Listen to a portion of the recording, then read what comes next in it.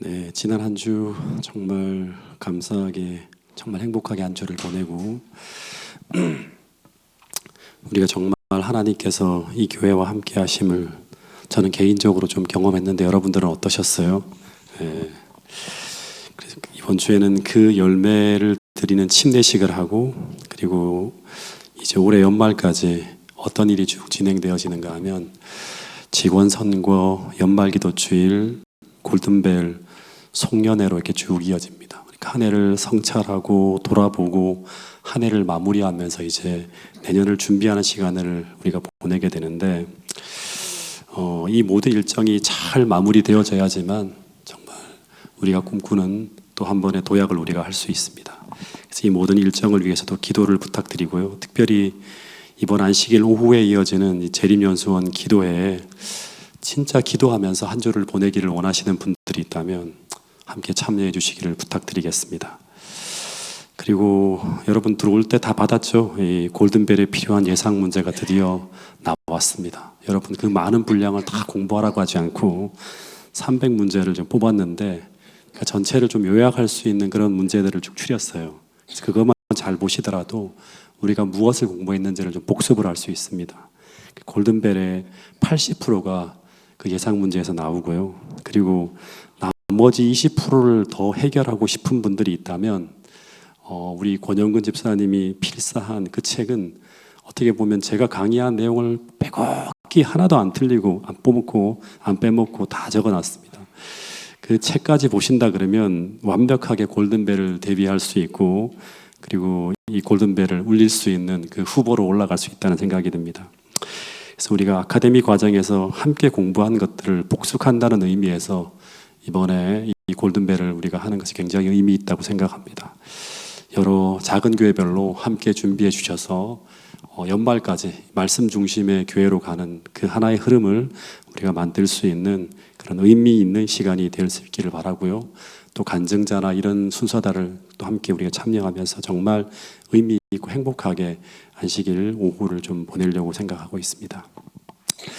그리고 그 범위는 다니엘 3장까지입니다. 구약부터. 그러니까 좀 많은 범위인데 오늘 공부하는 것도 다 포함되어지니까 여러분 그 골든벨을 대비한다는 생각만을 가지면 또 안 되겠지만 우리가 또 이 시간도 잘 주목해서 그날에 좀 이렇게 좋은 결과들을 얻게 되기를 바라겠습니다.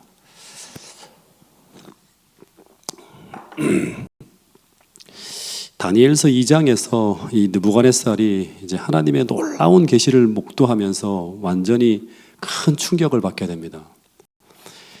그래서 아마 제 생각에는 막 벌벌 떨면서 이게 했을 것 같아요. 46절에 보면 이 모든 계시의 내용을 쭉 해석을 들으면서 어떻게 하는가, 먼저 다니엘에게 어떻게 한다? 엎드려서 절하고 합니다. 다니엘이 몇 살이라고 했죠? 이때 21살입니다.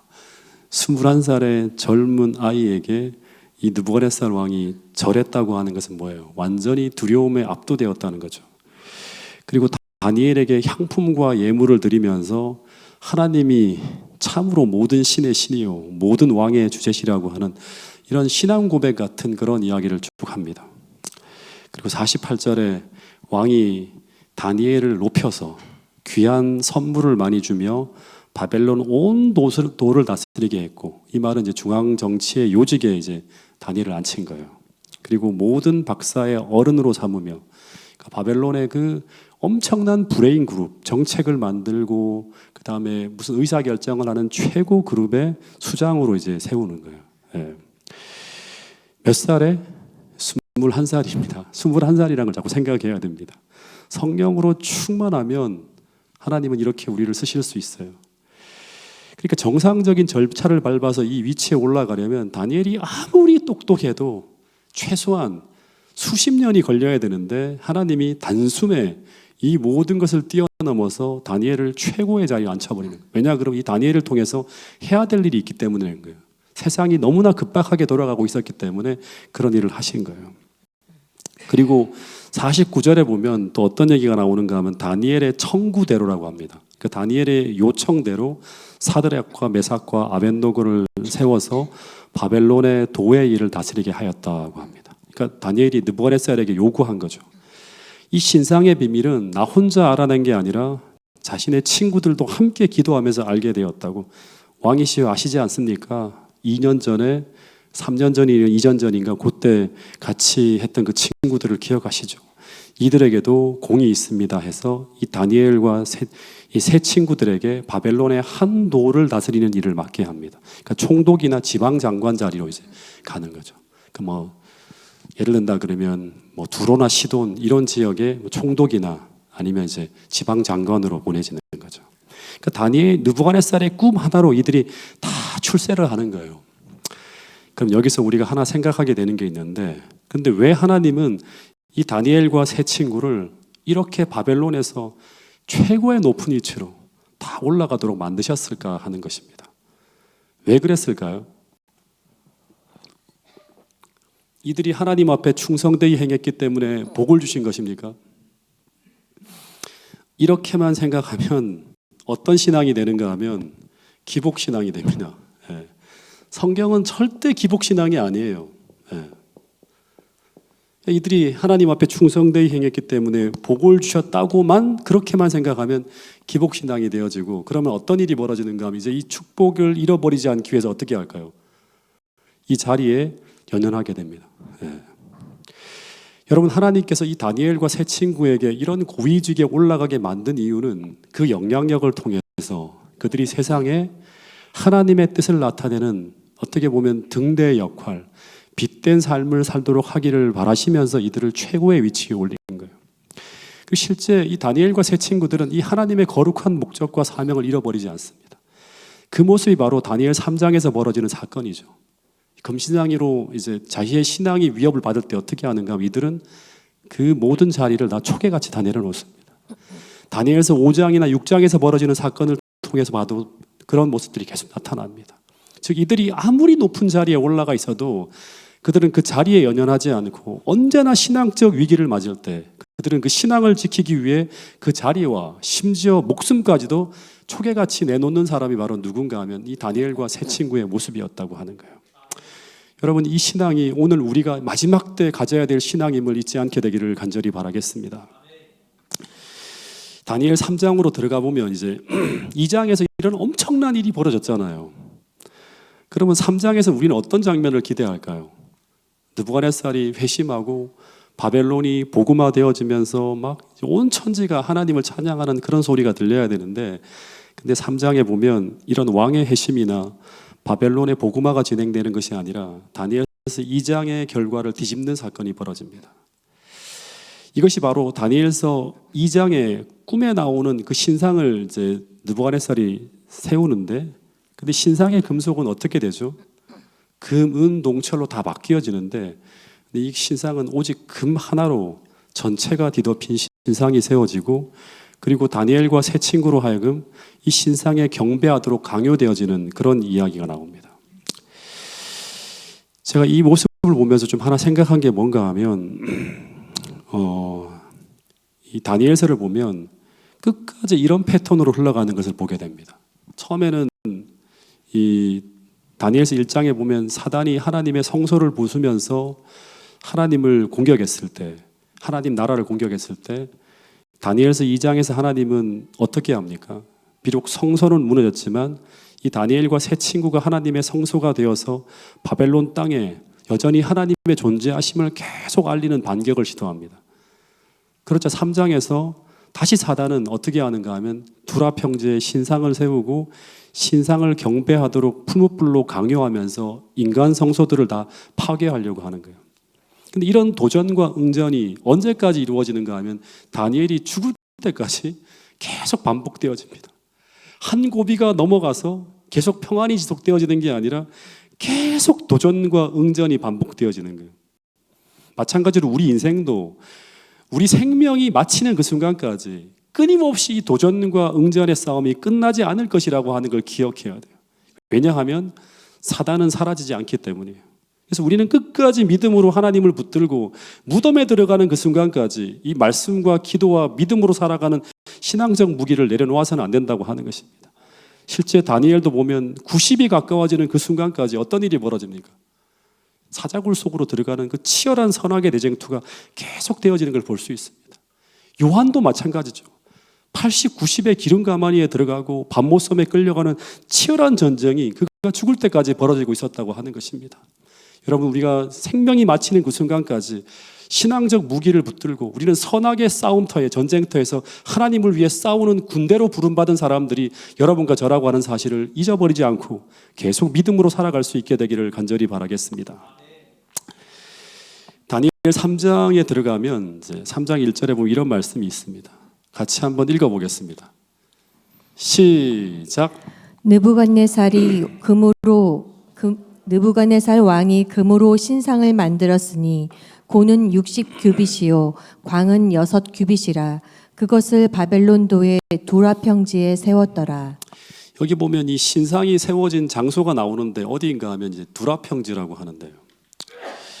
이 두라 평지가 어디인가 하면 이 두라 평지는 지금의 힐라 언덕의 한 5마일 아래로 내려가면 유프라테스 강으로 들어가는 한 지류의 입구에 이 나르두라라고 하는 평지가 있대요. 이 평지가 바로 이제 두라 평지라고 하는데, 근데 이 두라 평지라고 할 때 이 두르라고 하는 단어는 아람어로 뭘 가리키는가 하면 성벽을 가리켜요. 그리고 이 끝에 나오는 아라고 하는 음절은 정관사 그라고 이제 해석이 되어지는 그런 단어예요. 그러니까 그럼 두라라고 하는 단어는 뭐냐면 그 성벽이에요. 두라. 예. 그리고 두라 평지는 그럼 뭐예요? 그 성벽의 평지라고 하는 거예요. 그래서 학자들은 이 두라 평지를 이 바벨론 도시를 쭉 둘러싸고 있는 이 내성벽과 외성벽 사이에 있는 큰 광장을 의미해요. 여기 보면 바깥에가 아우터월이라고 해서 외성벽이죠. 저게 한 72km 된다고 합니다.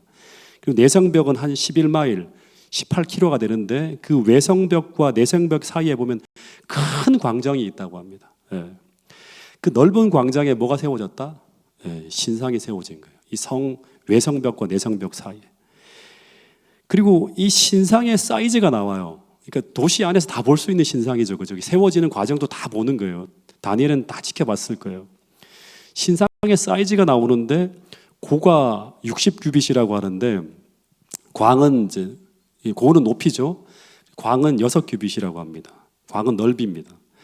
그러니까 한 규빗이 보통 이제 45cm, 어떤 데는 50cm라고 해요. 그럼 60규빗이면 한 27m에서 30m 정도 됩니다.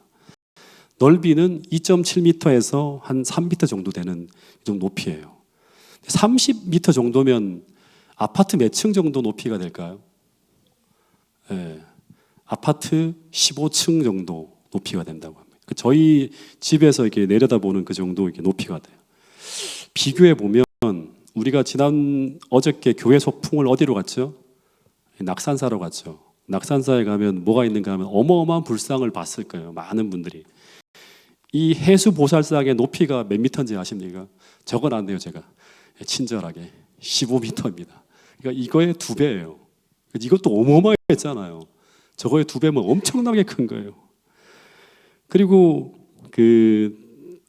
제가 설악산을 참 좋아하는데 설악산 초입에 들어가면 신흥사라고 하는 절이 있어요. 그곳에 세워진 불상이 있어요. 이것은 세계 최대 규모의 좌불상이라고 합니다. 앉아있는 불상이에요. 근데 그 높이가 몇 미터인가 하면 17m라고 합니다. 그러니까 이 두라 평지에 세워진 신상은 이것보다 10m가 더 높은 거예요. 그러니까 어마어마하게 큰 겁니다. 그래서 이 다니엘 3장의 신상과 비슷한 신상이 어디에 있을까 찾아보았는데 너무나 비슷한 신상을 하나가 제가 봤어요. 여러분들 가게 되면 이제 제가 보은 다니엘 빌지를 자주 가는데 거기 속리산이 있고 그 속리산 법주사에 보면 금동 미륵대불이라고 하는 이제 이 신상이 있는데 이제 불상이 있는데 이 불상의 밑에 기단이 8m라고 합니다. 요게 그 기단으로 세워놓은 단이 높이가 몇 미터인가 하면 33m쯤 된다고 하는데 이게 순금으로 다 덮었어요. 80kg의 순금으로 다 덮은 신상이에요. 그러니까 비슷하겠죠. 예. 근데 이 규모가 33m라고 합니다. 그러니까 두라 평지에 세워진 금신상도 기단이 몇인지는 나와 있지 않지만 이 비슷한 규모로 30m 올라갔으니까 거의 비슷한 사이즈가 될 거예요. 멀리서 보더라도 압도할 만한 크기의 불상입니다. 어마어마하게 큰 신상을 세운 거예요. 근데 중요한 것은 왜 갑자기 느부갓네살이 이런 바벨론 온 도시에서도 주목이 가능한 그런 어마어마한 신상을 왜 이 두라 평지에 그러니까 외성과 내성 사이에 모든 사람들이 다 볼 수 있는, 바벨론 시민들이 다 볼 수 있는 거기다가 이걸 세웠을까 하는 거예요. 이 본문에는 이제 확실한 기록이 없지만 성경과 역사의 정황을 보면 이 사건이 벌어진 시기가 언제인가 하면 기원전 594년 정도라고 합니다. 정확하게 말하면 593년부터 시작해서 4년 사이에 큰 사건이 있고 난 다음에, 그러니까 그 해죠. 4년. 요 사이 이 해에 이제 이 신상이 세워지게 되는데, 이때는 유다가 이제 멸망하기 전이에요. 유다라는 나라가 586년에 멸망하니까 유다가 멸망하기 한 7, 8년 전에 시드기야가 통치하고 있던 그런 시기였어요. 그 1956년에 번역된 대영 박물관에 소장되어진 이제 점토판 문서를 번역해서 출판한 한 책이 나와요. 그게 바로 뭐냐 그러면 느부갓네살의 연대기라고 하는 책이에요. 예. 근데 이 느부갓네살의 재위 10년 9월부터 10월까지 한 달 동안에 어떤 일이 있었는가 하면 큰 반란이 있었다고 하는 그런 기록이 있습니다. 그러니까 느부갓네살 재위 10년 9월 10월을 오늘날로 날짜로 환산하면 기원전 595년 12월부터 시작해서 594년 1월쯤에 해당되는 그런 날짜인데, 이때 이제 이 느부갓네살이 무기를 가지고 싸우면서요 자신의 군대 가운데 수많은 사람들을 죽이는 일이 있었다고 하는 기록이 있습니다. 이제 그 글을 그대로 한번 옮겨보면 이 악갓 왕이, 그러니까 이 바벨론 왕이에요. 자신의 땅에 있은 지 10년 기슬레월과 티베돌, 기슬레월과 티베돌은 9월부터 10월인데 오늘날로 하면 12월이나 1월이에요. 예. 악갓에서 반란이 일어났다. 무력으로 그는 많은 자신의 군인들을 죽였다. 자기 손으로 친히 대적을 사로잡았다고 하는 이 점토판 문서의 기록이 있습니다. 그러니까 느부갓네살이 자신의 군대에 많은 군인들을 죽였다고 하는 건 뭐예요? 반란이 있었다고 하는 거예요. 그리고 자신의 손으로 어떻게 했다? 친히 대적을 사로잡았다고 하는 것은 뭐냐 그러면 느부갓네살이 무기를 들고 백병전을 벌여야 될 만큼 상황이 아주 긴박했다고 하는 걸 보여주는 그런 기록이에요. 다시 말하면 느부갓네살이 무기를 들고 싸웠다고 하는 것은 이 반란군이 어디로 들어왔다? 느부갓네살의 궁궐안 왕자가 있는 아련실까지, 편전에까지 뛰어들어와서 왕을 위협하는 일이 있었고, 그때 왕은 1대1로 칼을 들고 그들과 싸워서 그 대적을 물리치는 일이 벌어졌다고 하는 거예요. 그러니까 이것은 이 반역에 누구도 가담했다? 최고의 고관들, 자신의 고관들, 아주 이런 참모들이 다 포함되어져 있었고, 이 반란이 굉장히 심각한, 왕의 생명을 위협할 정도의 무시무시한 반란이었다고 하는 것을 말해주는 기록이 이제 이 기록이에요. 그래서 이 사건이 있은 후, 이 사건이 언제 벌어졌는가 하면 또다시 말하지만 이 595년이겠네요. 네. BC는 거꾸로 가니까 5년 12월에서 594년 1월까지 한 달 동안 이 전쟁이 벌어진 거예요. 이 싸움이 벌어진 거예요. 그래서 이 사건이 있은 후에 수많은 사람들이 숙청당하고, 기록에 의하면 한 50명 이상의 고위 공격자들이 다 교체되어집니다. 예. 그 느부갓네살 연대기를 보면 그런 기록이 나와요. 그런데 이런 반역이 일어나도록 빌미를 제공한 것이 무엇인가 하면 바로 느부갓네살 재위 2년에 있었던 뭐다? 느부갓네살의 꿈이었어요. 꿈. 예. 이 꿈과 해석은 당시 모든 박수와 술객들뿐 아니라 모든 신하들에게 다 알려졌고, 당시 모든 신하들은 어떤 생각을 하는가 하면 느부갓네살이 다스리는 이 나라가 언젠간 어떻게 된다? 멸망하게 될 것이고, 그 후에 왕보다 못한 무슨 나라가 세워진다? 은나라가 세워진다고 하는 걸 믿고 있었어요. 왜냐 그럼 이 해석으로 말미암아 다니엘과 세 친구가 다 어디로 올라가는? 고위공직자가 되는 거예요. 예. 늘 이 신상 예언은 느부갓네살을 불안하게 만들고 있었을 것입니다. 그래서 느부갓네살은 이 심각한 반란이 일어난 후에 정권 안정을 위해서 어떻게 해야 돼요? 이 신상 예언을 뒤엎어야 돼요. 그래서 머리부터 발끝까지 어떻게 한다? 금으로 만들어진 신상을 세우고 모든 신하들에게 이 신상의 경배함으로 어떻게 하라? 자신에게 대한 충성을 다짐받는 신상 제막식을 추진하게 된 거예요. 이러한 배경을 두고 볼 때 이 다니엘 3장의 금신상 숭배 사건은 느부갓네살 재위 10년에 일어난 이 반역을 계기로 이제 세워지게 되었다고 하는 걸 볼 수 있죠. 그런데 놀라운 것은 이런 기록이 있습니다. 예레미야 51장 59절에 보면 이 기록을 한번 같이 읽어볼까요? 시작. 유다와 시드기야 4년에 마사야의 손자 네리야의 아들 스라야가 왕과 함께 바벨론으로 갈 때에 선지자 예레미야가 그에게 말씀을 명하니 스라야는 시종장이더라. 네, 유다 왕입니다. 유다 왕. 그러니까 여기 보면 유다의 마지막 왕 시드기야가 그의 재위 4년에 바벨론을 방문한 기록이 나옵니다. 그런데 이 시드기야 재위 4년은 느부갓네살 재위 10년입니다. 10년. 다시 말하면 바벨론의 반란이 일어난 그 해, 이제 1월, 그 해를 말하는 거예요. 그러니까 595년 12월부터 594년 1월까지 반란이 있었고, 그때 50명의 고위 관직자가 바뀌어지고, 그리고 그 다음에 신상을 만드는 일이 추진되어졌고, 그해 가을이나 겨울쯤에 신상 낙성 예식이 벌어졌을 거예요. 근데 그때 모든 지방관들이, 바벨론의 온 도의 모든 지방관들이 소집되어졌기 때문에 시드기야도 바벨론 한 도의 뭐예요? 이 봉신 왕이었기 때문에 이 두랍 형제의 신상 낙성 예식에 참여해서 충성 맹세를 하고 돌아왔을 거예요. 바벨론에 간 왕 중에서 살아 돌아온 왕은 이 시드기야만이 있었다고. 그 외에 다른 왕들은 아무도 없었다고 합니다. 그 신상 낙성식에 누가 있었다? 시드기야도 있었고 수많은 수행원들도 같이 있었다고 하는 걸 상상해 볼 수 있습니다. 그래서 이 신상 낙성식은 심각한 반란이 진압된 이후에 느부갓네살 왕에 대한 충성을 시험하는 자리이기 때문에 누구도 예외가 될 수 없는 그런 자리였어요. 그래서 다니엘 3장 2절부터 3절에 읽어보면 모든 관료들은 다 참석하라고 하는 왕의 명령이 내려집니다. 한번 읽어보겠습니다. 다니엘 3장 2절부터 3절 말씀입니다. 시작. 느부갓네살 왕이 보내어 방백과 수령과 도백과 재판관과 재무관과 모사와 법률사와 각도 모든 관원을 자기 느부갓네살 왕의 세운 신상의 낙성 예식에 참집하게 하매 이에 방백과 수령과 도백과 재판관과 재무관과 모사와 법률사와 각도 모든 관원이 느부갓네살 왕의 세운 신상의 낙성 예식에 참집하여 느부갓네살의 세운 신상 앞에 서니라. 네.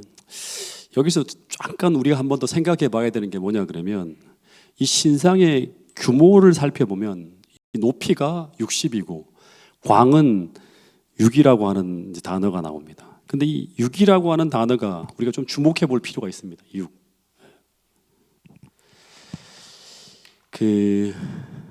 이 바벨론이라고 하는 나라는 60진법이 최초로 사용되어진 나라예요. 그래서 우리가 지금 사용하고 있는 시계, 원, 360도 이런 것들이 전부 다 이 바벨론의 수학에서 다 나온 것들인데, 근데 그래서 이 6이라든가 60이라든가 600 이런 6과 관련된 숫자가 널리 사용되어지는 나라가 바로 바벨론이에요. 그래서 6이라고 하는 단어는 바벨론과 연관되어진 단어라고 생각하면 돼요. 근데 계시록에 보면 이 바벨론이라고 하는 이 영적인 도시가 또 출현하거든요. 근데 이 계시록 13장 14절부터 18절에 보면 놀라운 이야기가 나와요. 여기도 우상이 나오죠. 짐승의 우상이 나와요. 짐승의 우상이 세워집니다. 그리고 거기서도 우상을 경배하라고 하는 명령이 떨어져요. 그리고 거기서도 똑같이 이 우상 숭배를 거절하는 사람들은 어떻게 알아? 다 죽이라는 명령이 내려집니다. 그리고 거기도 똑같이 이 6이라고 하는 숫자가 나오는데 그것이 바로 짐승의 표가 바로 666이라고 하는 상징으로 등장합니다. 다니엘 3장에도 이 6이라는 숫자가 3번 등장해요. 어떻게 등장하는가 하면 첫 번째는 신상의 높이와 넓이가 60규빗이고 6규빗이라고 하고, 또 하나가 바로 뭔가 하면 여기 보면 이 악기의 숫자가 6가지가 나와요. 그래서 총 3번 6이라는 숫자가 등장하는 걸 볼 수 있습니다. 그래서 이 계시록 13장의 짐승의 표에 등장하는 이 666이 상징하는 이 짐승의 표의 숫자는 뭘 상징하는가 하면 메이드 인 바벨론, 그러니까 바벨론에서 만들어졌다고 하는 것을 이야기하는, 떠올리게 하는 상징수예요. 다니엘 3장과 연관시켜 본다 그러면, 즉 바벨론의 제도와 문명과 문화와 정신 속에 출현한 것이 바로 뭔가 하면 짐승의 우상이고, 그 짐승의 우상의 권위의 상징이 바로 뭔가 하면 짐승의 표라고 하는 것을 알려주는 거예요. 그래서 이런 이야기를 통해서 우리가 마지막 시대에 벌어질 계시록 13장의 상황은 다니엘 3장의 이 풀무불 사건과 비슷한 형태로 반복되어진다고 하는 것을 예측할 수 있어요. 그러니까 다니엘 3장은 계시록 13장의 사건의 표상과 같은 그런 어떤 이야기를 우리에게 던져준다고 하는 것입니다. 그래서 오늘 우리는 이 다니엘 세 친구들의 경험을 통해서 마지막 시대에 우리가 경험하게 될 일이 무엇이고, 우리가 어떻게 그 속에서도 충성되이 하나님을 섬길 수 있는지를 배울 수 있는 중요한 교훈이 담겨 있는 곳이 바로 어디인가 하면 다니엘 3장이라고 하는 것을 기억할 수 있게 되기를 간절히 바라겠습니다. 어쨌든 이 신상이 만들어지고 이 신상 낙성 예식에 바벨론 모든 공직자들이 참석하라고 하는 총동원령이 내려집니다. 그러니까 이 예식의 목적은 무엇이다? 이 느부갓네살에 대한 충성 맹세를 위한 자리예요. 그래서 여기 보면 바벨론의 그 모든 관직자들이 다 총동원되어집니다. 여기 보면 잠깐 보면 지방장관, 총독, 군대 총사령관, 재무관, 재판관, 바벨론의 모든 관료들이 다 참석해야 돼요. 그래서 여기에 바벨론의 한 도시를 다스리는 지방장관이었던 다니엘 세 친구가 참석했을 것이고, 또 하나는 바벨론의 그 모든 도를 다스리면서 바벨론 궁정에서 일하는 다니엘도 참석해야 될 의무가 있었을 거예요. 그리고 또 누가 참석했을까요? 여기에 유대인들 중에서 공직에 진출한 상당한 사람들도 이 자리에 참석했을 거예요. 다니엘과 세 친구만이 공직에 올라간 게 아니잖아요. 바벨론 대학에 수많은 어떤 그런 이 왕족과 귀족들이 같이 공부했다고 지난번에 말씀을 드렸잖아요. 거기에 또 누가 참석했다? 바벨론의 식민지 왕이었던 시드기야 왕과, 그리고 시드기야 왕을 수행했던 많은 유대인 관리들이, 하나님을 믿노라고 공언하는 많은 유대인 관리들이 함께 어디에 서 있었다? 두라 평지에 쭉 서 있었던 거예요. 수많은 사람들이. 그리고 드디어 이때 이 다니엘 2장 4절부터 7절에 보면 이런 명령이 내려집니다. 한번 읽어볼까요? 다니엘 3장 4절부터 7절 말씀입니다. 시작. 반포하는 자가 크게 외쳐 가로되 백성들과 나라들과 각 방언하는 자들아, 왕이 너희 무리에게 명하시나니 너희는 나팔과 피리와 수금과 삼현금과 양금과 생황과 및 모든 악기 소리를 들을 때에 엎드려 느부갓네살 왕에 세운 금신상에게 절하라. 누구든지 엎드려 절하지 아니하는 자는 즉시 극렬히 타는 풀무에 던져 넣으리라 하매, 모든 백성과 나라들과 각 방언하는 자들이 나팔과 피리와 수금과 삼현금과 양금과 및 모든 악기 소리를 듣자 곧 느부갓네살 왕에 세운 금신상에게 엎드려 절하니라. 한번 이 장면을 상상해 보십시다. 그러니까 아주 굉장히 장엄한 장면이에요. 어마어마하게 많은 사람들이 두라 평지에 쫙 모였어요. 그들은 전 세계를 다스리는 귀족과 왕족, 바벨론을 통치하는 그런 사람들이 다 모여든 거예요. 화려한 옷을 입고 다 왔을 거예요. 그런데 그들이 모두 여기 보니까 이 장엄한 음악이 울려 퍼지죠. 바벨론의 진짜 가장 그 화려한 어떤 그런 이 악단이 쫙 총동원돼서 막 뿌앙 하면서 음악이 쫙 울려 퍼지자 그 신상의 그 가려졌던 신상이 탁 펼쳐지면서 그 신상의 위용과 그리고 그 음악에 압도되어서 마치 모든 사람들이 함께 무너지듯이 신상 앞에 쫙 무릎을 꿇습니다. 근데 거기엔 누구도 있었다? 유다 나라의 왕인 시드기야도 있었고, 그를 수행한 수많은 수행원들도 있었고, 바벨론의 포로로 잡혀와서 관료가 되어진 숱한 히브리인들이 있었는데, 그들이 모두 그 국가의 법령 속에서 벌어지고 있는 그 위협 앞에 다 어떻게 하고 신앙심을 포기하고 다 어떻게 한다? 무릎을 꿇게 됩니다. 실제 다니엘 3장에 보면 이 무시무시한 명령과 상황 앞에서 그들의 믿음과 신앙을 지켰다고 하는 유대인들은 거의 없어요. 거의 없습니다. 여러분, 그런데 이 모습이 바로 마지막 시대에 벌어질 상황이라고 계시록 13장에서는 이야기하고 있습니다. 계시록 13장에 보면 미래에 똑같이 짐승의 우상이 세워집니다. 그리고 똑같이 짐승의 우상에게 경배하지 아니하는 자는 몇이든지 다 죽이게 한다는 명령이 떨어집니다. 근데 그때 누가 이 짐승의 이름의 수를 이기고 끝까지 하나님의 계명을 예수님의 믿음으로 지켜낼 수 있을까? 이게 오늘 우리가 함께 찾아가야 될 답입니다. 다니엘 3장 8절부터 12절에 보면 이 예식 도중에 다급하게 엄청난 보고가 올라옵니다. 그것은 바로 이 느부갓네살 왕의 명령을 어떻게 한 사람이 있다? 거부한 사람이 있습니다 라고 하는 거예요. 전 세계 모든 사람들이 한 길로 연합해 나아갈 때 그 길은 틀린 길이라고 외치면서 그 길에 연합하기를 거부하고 저항하는 소수의 사람들이 있습니다 하는 거예요. 등장한 거예요.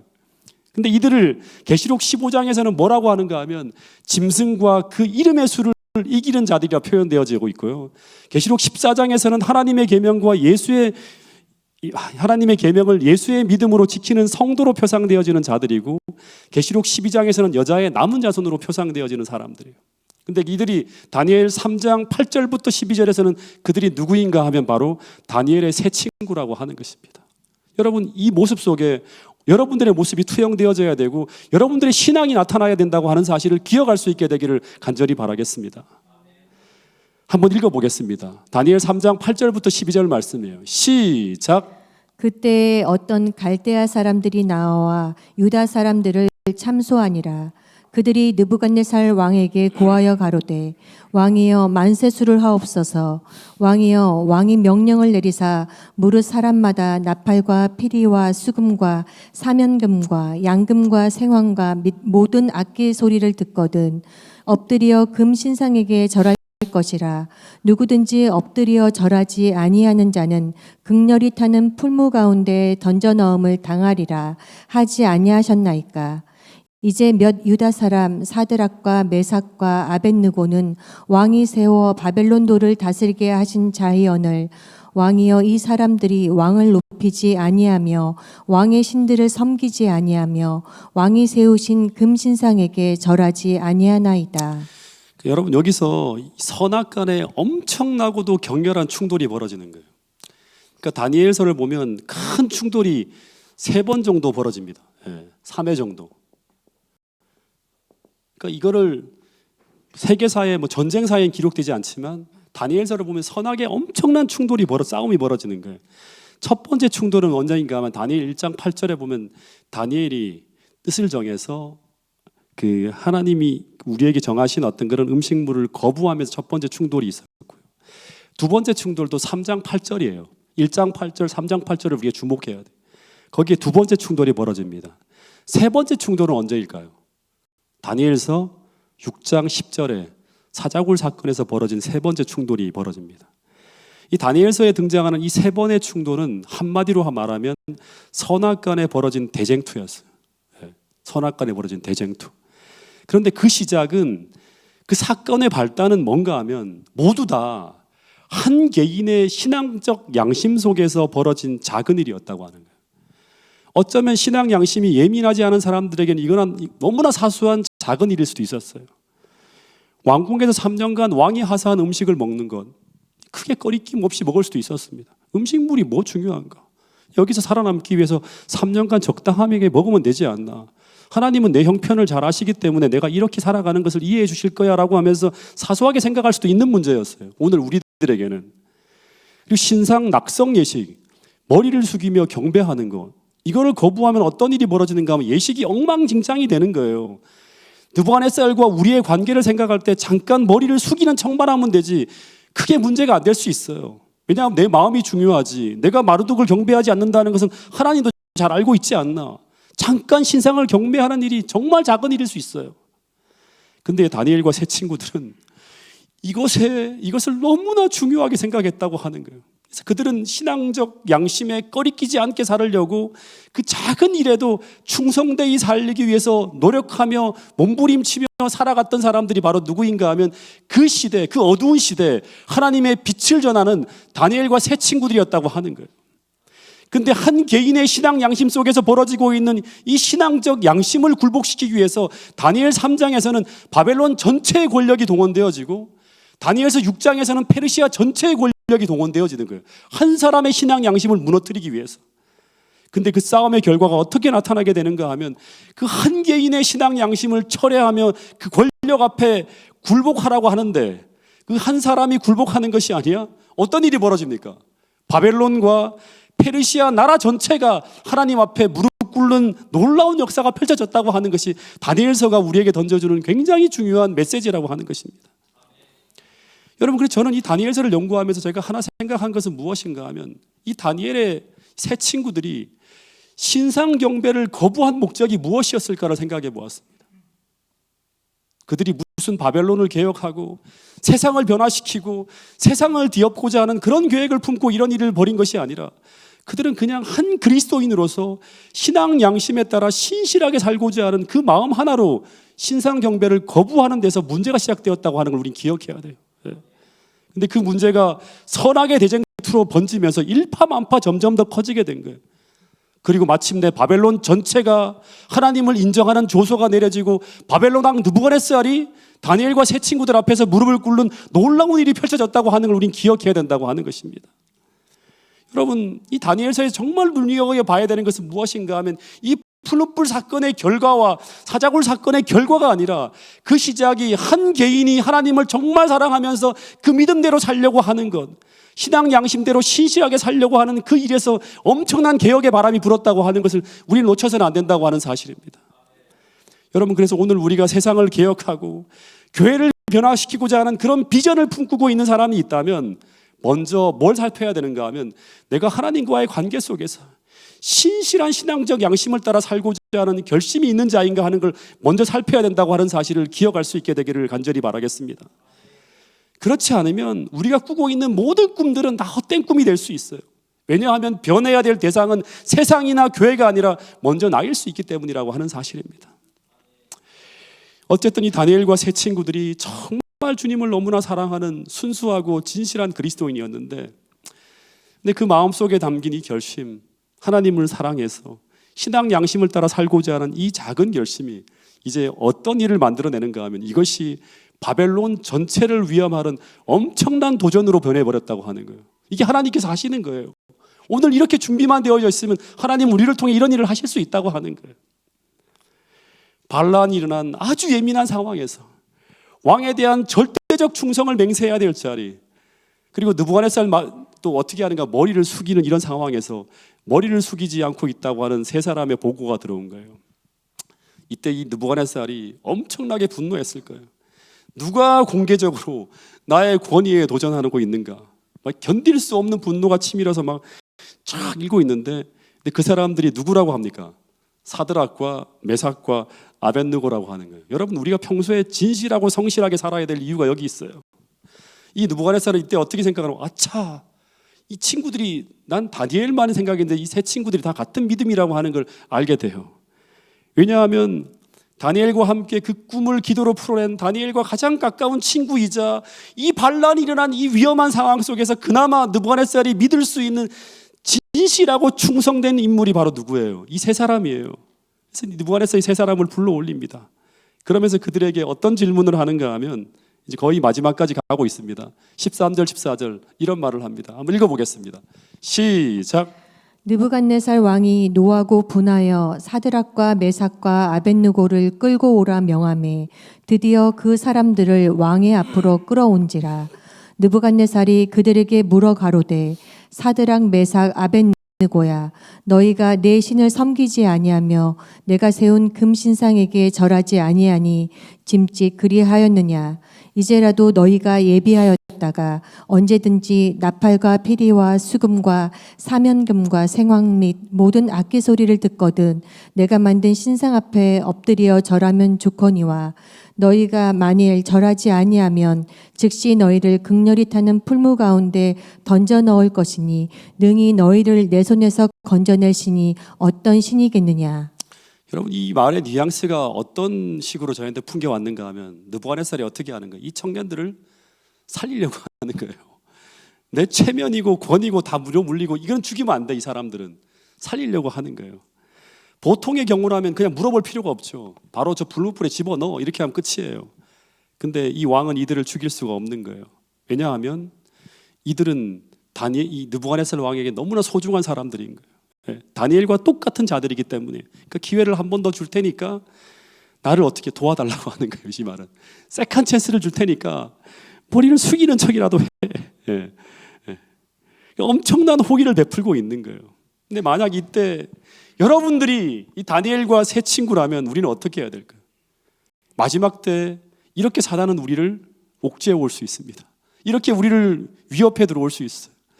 너무너무 이 왕이 나를 이토록 아끼려고 하는 거예요. 황제가 이렇게 겸손하게 나에게 요청을 하는 거예요. 여러분 여기서 인생이 끝나게 될 때 그나마 다 이스라엘의 희망과 같았던 이들이 다 죽게 되면 어떻게 되죠? 이스라엘의 미래는 끝나는 거예요. 그리고 이 친구들이 반역자로 몰리게 되면 유대인 전체가 다 이놈들은 황제를 숭배하지 않는 인간들에게 다 죽여야 된다고 하는 이런 식으로 오해를 받을 수 있어요. 그러면 이스라엘의 미래, 고난받는 이스라엘 백성들을 생각할 때 어떻게 해야 돼요?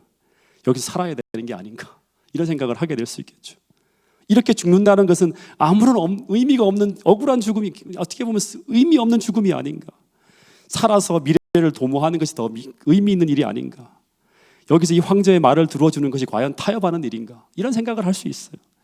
왜냐하면 나의 신앙은 이미 한번 표명을 했잖아요. 내가 머리를 숙이지 않았기 때문에. 내 신앙은 이제 만천하에 입증되어진 것이기 때문에 황제의 명령을 따라 머리를 한번 숙이는 척만 하는 것이 이게 정말 잘못된 타협인가? 이렇게 하면 우리 목숨도 건지고 황제도 만족시키는 정말 지혜로운 방법일 수 있지 않은가? 아마 짧은 시간 이 히브리 세 청년들이 수많은 생각들을 했을 수 있을 것이에요. 근데 수만 가지 살 수 있는 왕의 명령을 이제 쭉 그런 길이 있는데도 불구하고 어떻게 하는가 하면 이들은 그 방법을 선택하지 않습니다. 근데 그 이유가 무엇인지 아십니까? 딱 하나의 이유예요. 단순합니다. 복잡하게 생각할 게 없어요. 그 방법을 따르게 될 때 그들은 하나님 앞에 그들의 양심이 편하지 않기 때문이라고 하는 거예요. 행복하지 않아요. 그렇게 사는 게. 이게 바로 그리스도인의 모습이에요. 그래서 차라리 어떻게 하겠다? 우리는 하나님께 충성된 길을 걷겠다고 하는 거예요. 그게 바로 이 말씀입니다. 자, 같이 한번 읽어보겠습니다. 우리가 너무나 잘 아는 명 성경절이죠. 읽어보겠습니다. 시작. 사드락과 메삭과 아벳느고가 왕에게 대답하여 가로되 느부갓네살이여 우리가 이 일에 대하여 왕에게 대답할 필요가 없나이다. 만일 그럴 것이면 왕이여 우리가 섬기는 우리 하나님이 우리를 극렬히 타는 풀무 가운데서 능히 건져내시겠고 왕의 손에서도 건져내시리이다. 그리 아니하실지라도 왕이여 우리가 왕의 신들을 섬기지도 아니하고 왕의 세우신 금신상에게 절하지도 아니할 줄을 아옵소서. 여러분 이 성경절은요, 제가 볼 때 성경에 나온 하나님을 향한 가장 뜨거운 사랑 고백 장면 중에 하나가 바로 이 장면입니다. 이 말은 무슨 말인가 하면 저는 하나님만 사랑할 것입니다 라는 고백이에요. 이렇게 좀 여러분들이 느꼈으면 좋겠어요. 더하여 나는 내 생명보다 하나님을 더 사랑한다고 하는 고백이에요. 이 장면은 마치 지난번 상극 때 우리 청년이 아브라함을 연기할 때 그 연기를 했잖아요. 마치 아브라함이 이삭을 데리고 모리아산으로 올라가면서 한 그 사랑의 고백 장면. 나는 내가 가장 사랑하는 이 아들보다 누구를 더 사랑한다? 하나님을 더 사랑합니다 하는 그 고백을 방불할 만큼 뜨거운 사랑 고백 장면이 바로 다니엘 3장 16절부터 18절의 고백이에요. 이 고백을 하나님이 들을 때 하나님이 어떻게 할까요? 마음이 막 뒤흔들리는 거예요. 빨리 내려가서 구원해주고 싶어 죽겠어요. 그래서 어떻게 합니까? 마침내 이 세 친구들이 푸른 풀 속에 들어갈 때 어떻게 합니까? 같이 따라 들어가는 거예요. 하나님이 직접 나타나시는 거예요. 여러분, 그런데 계시록 14장 마지막 시대에 하나님의 남은 자손으로 살아가는 모든 사람들은 이런 하나님을 향한 사랑을 소유한 사람들이라는 하는 사실을 기억할 수 있게 되기를 간절히 바라겠습니다. 계시록 14장 5절에 보면 마지막 때 14만 4천이 바로 이 똑같은 계시록 13장에 벌어지는 이 짐승의 우상을 이기고 결국 하나님께 충성된 무리로 서게 되는데, 이 사람들의 특징이 여러 가지로 나와요. 그 중에 하나가 뭔가 하면 이 사람들은 여자로 더불어 더럽히지 아니하고 어떤 삶을 살아간다? 정절이 있는 자라고 하는 거예요. 정절이 있는 자라. 이 말은 뭔가 하면 윤동주의 서시 가운데 어떤 시가 있죠. 하늘을 우러러 한 점 부끄러움이 없기를. 나는 잎새이는 바람에도 어떻게 한다? 괴로워한다고 하는 거예요. 여러분, 이 믿음이 오늘 우리의 모두의 믿음이 되기를 간절히 바라겠습니다.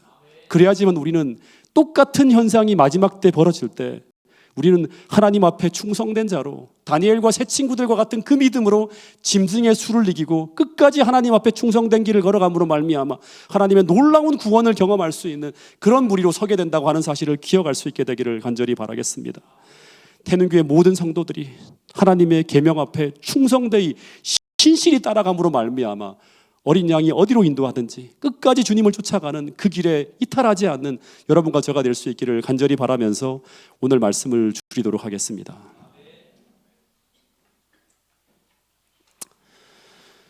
기도 제목을 드리도록 하겠습니다. 재림연수원 원래 기도회가 이제 안식일 오후부터 시작해서 이제 그 다음 날까지 진행되는데 이때 많은 분들이 참석해서 정말 뜨겁게 기도의 부흥이 일어날 수 있도록 함께 기도해 주시길 바라고요. 이제 2024년 직원 선출을 위한 우리 선거위원 선출이 그 다음 주에 진행되어집니다. 이제 그걸 위해 저도 진짜 기도하면서 다음 주에 화요일 날은 제가 여기 화요일 날을 비우면서 그 시간을 보내게 되는데 거기서 여러분 이 일을 위해서 정말 특별한 기도를 부탁드리겠습니다. 그리고 전도의 감사 예배가 이번 주 금요일 날 진행이 되고 또 침례식이 있습니다. 7분의 침례를 결심한 분들을 위해서 특별한 기도를 좀 부탁드리겠습니다. 그리고 11월 16일 날 우리 다음 세대 우리 그 특별히 학생회에 많은 고3들이 있는데 수능을 치르게 됩니다. 우리 수능을 보는 수험생들을 위해서도 기도해 주시고 그리고 환우분들을 위해 특별한 기도를 부탁드리겠습니다. 우리 지금 방금 전에 제가 이철홍 집사님 모친분께서 지금 요양병원에 계시는데 임종이 가까워 오셨다고 하는 이야기를 들었습니다. 우리 가족들을 위해서 특별한 기도를 좀 부탁드리겠습니다. 개인 기도 시간을 보낸 후에 우리 마치는 순서를 진행할 텐데 오늘 우리 특별히 우리 이재원 집사님 우리 형님과 또 형수님 저녁 아카데미 시간에도 함께 참석해 주셔서 대단히 감사합니다. 우리 두 분을 위해서도 우리 기도해 주시면 감사하겠습니다. 개인 기도 시간을 가진 후에 우리 마치는 순서를 진행하도록 하겠습니다.